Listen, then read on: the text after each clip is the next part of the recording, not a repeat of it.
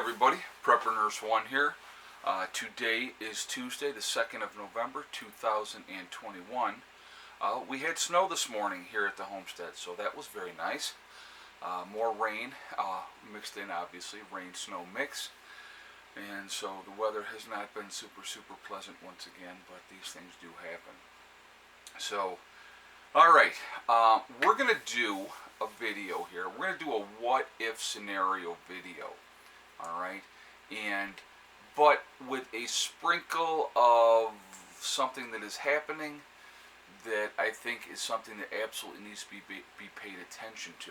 Alright, so we've all known with this last year and year and a half now, crazy lunatic distractions and all those type of things.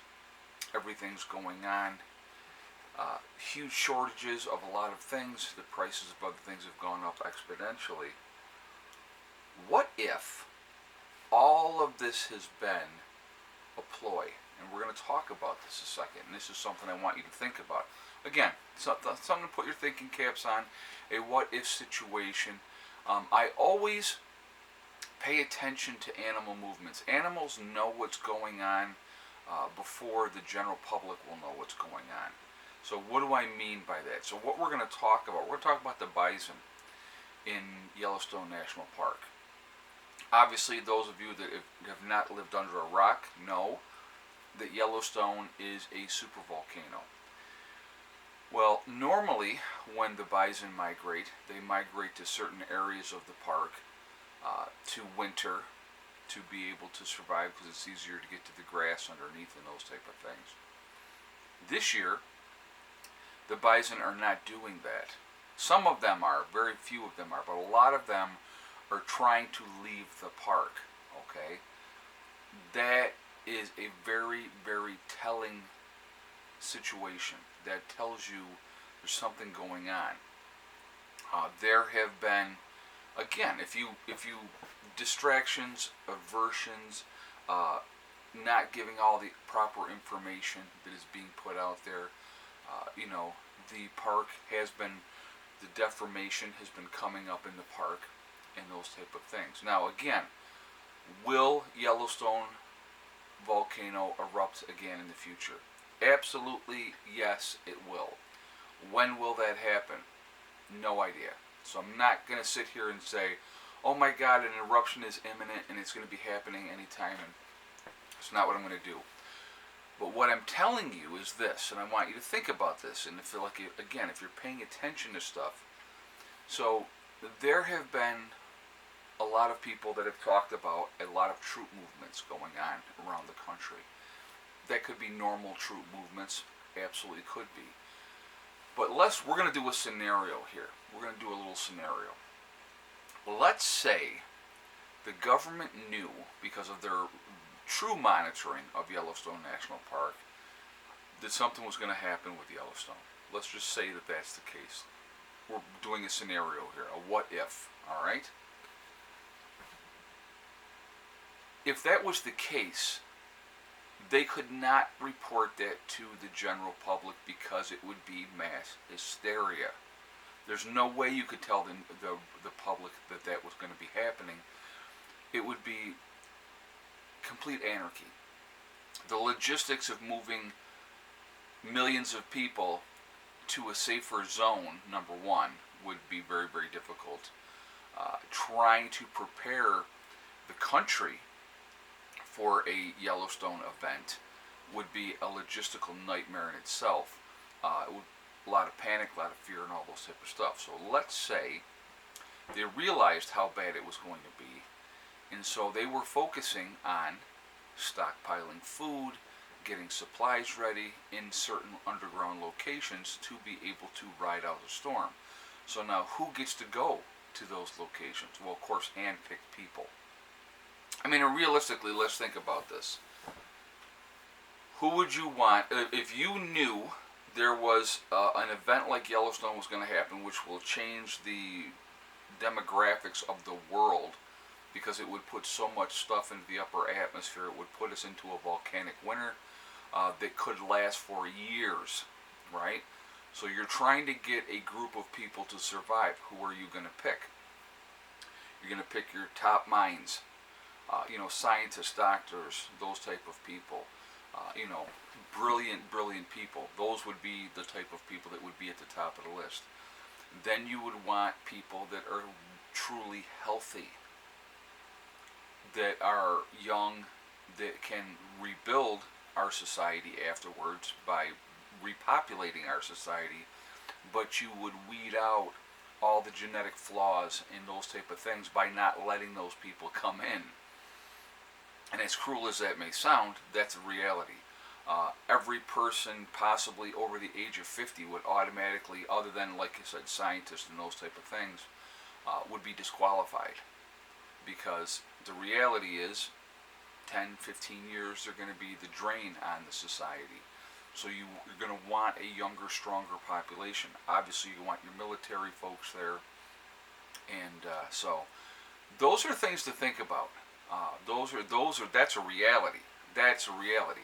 And me being one of those over 50 folks, I would realize that my chances of surviving would be drastically diminished because of that. But again, does that mean, oh my God, let's say that they announced, yes, indeed, Yellowstone is going to go off. Does that mean we just give up and go, oh, okay, we're all screwed, we're going to all die? Absolutely not. No way. The will to live is too strong. The focus would be then, if you realized that Yellowstone was going to go off, would be to try to get something built underground, and it doesn't have to be deep underground, but something underground so that you can survive. That would be the priority. That would be the thing that you'd be working on more than anything else. It would be difficult.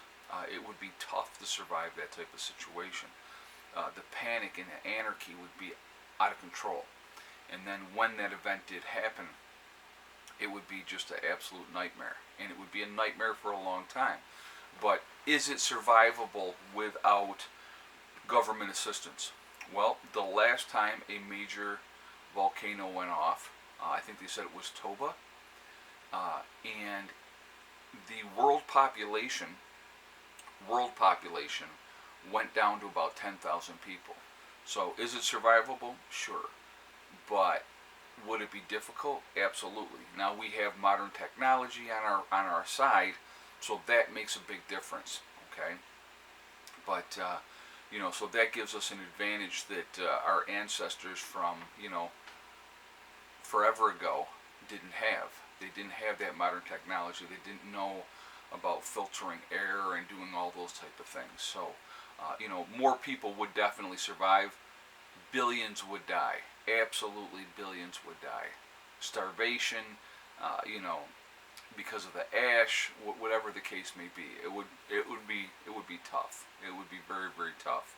But something to think about. Not trying to be negative or a negative Nancy, but every reality has to be explored. Try to be prepared for as much as you possibly can, because the unknown is the unknown. So something to think about. So yay, that's a good one. That's a fun one to think about. But unfortunately, it's the reality of it. Things can happen. Things will happen. That volcano will go again in the future. Now, with what is going on out there at Yellowstone, is it concerning? Should be.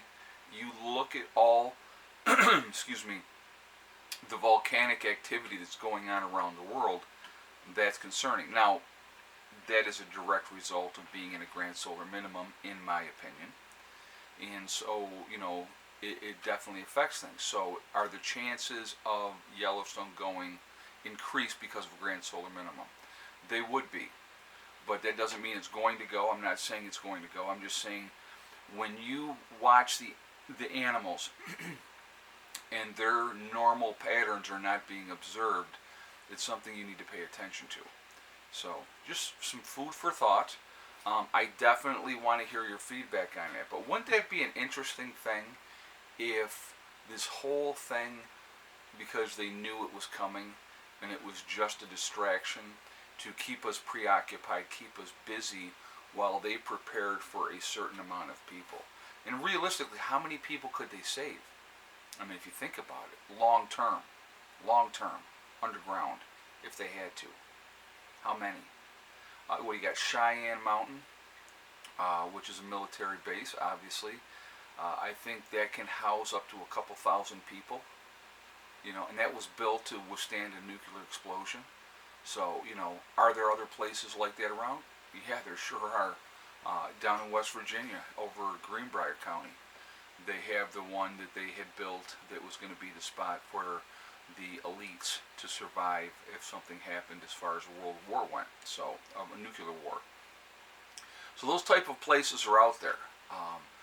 They're built, they're available, and those are things that people, I mean, you and me, average Joe citizen, forget about it. Not going to happen. They're not going to call our number.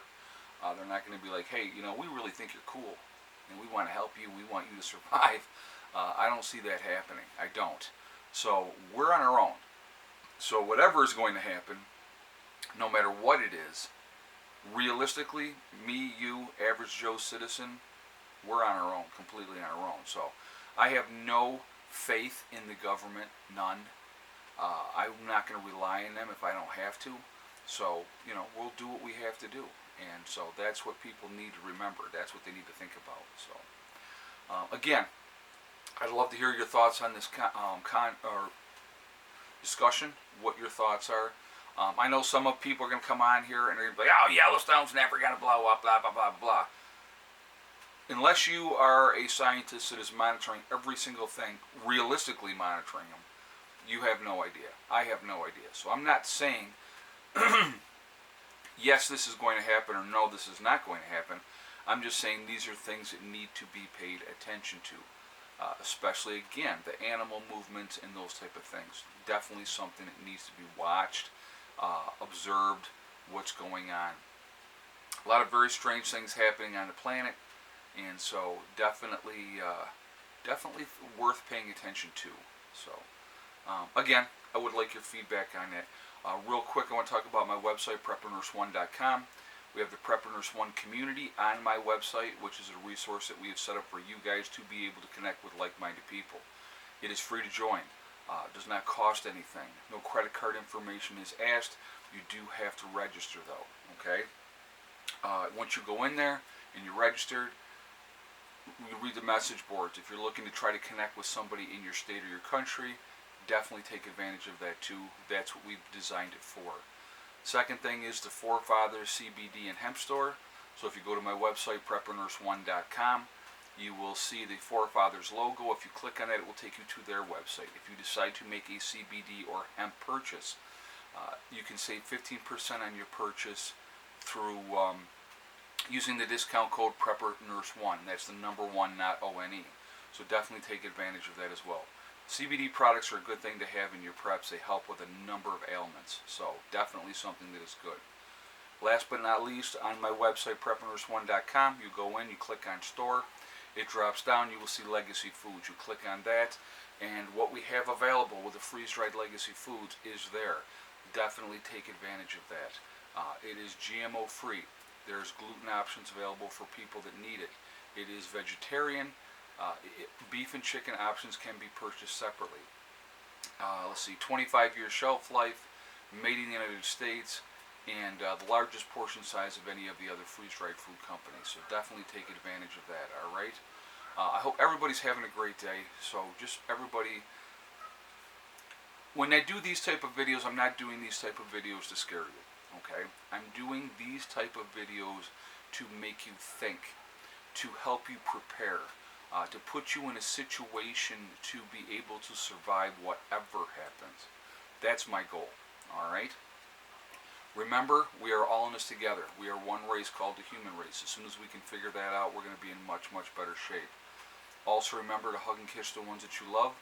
Tell them every single day. Tomorrow is not guaranteed. We never know what's going to happen in life. So it's really important we tell the people that we care about every single day how we feel. Last but not least, STD. Step, thing, and day. One step at a time, one thing at a time, and one day at a time. Whatever you're trying to do, whatever you're trying to accomplish, you can do it. The only person that can stop you from reaching your goals is you. That's it. Nobody else. Stay positive. Stay away from the negativity, and you're going to be just fine. All right? I will see you all later. I'll do a video later this afternoon as well. I hope you all have a great day. Prepper Nurse 1, out for now.